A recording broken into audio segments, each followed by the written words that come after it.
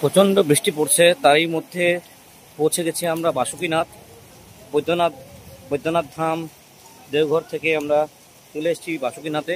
আর এখানে প্রচণ্ড বৃষ্টি পড়ছে, আবহাওয়া প্রচণ্ড খারাপ, বিদ্যুৎ চমকাচ্ছে, মেঘের গর্জন হচ্ছে। আর আমরা তারই মধ্যে পায়ে হেঁটে হেঁটে এগিয়ে যাচ্ছি। যে যেরকম পেরেছে মাথায় দিয়েছে।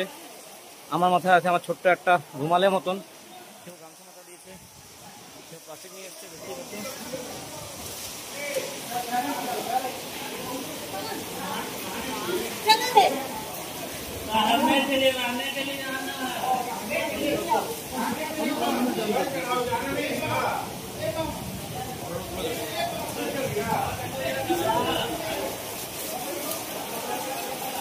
বাবার আর একটা দিব্য মন্দির, তারই গেটে প্রবেশ করছি।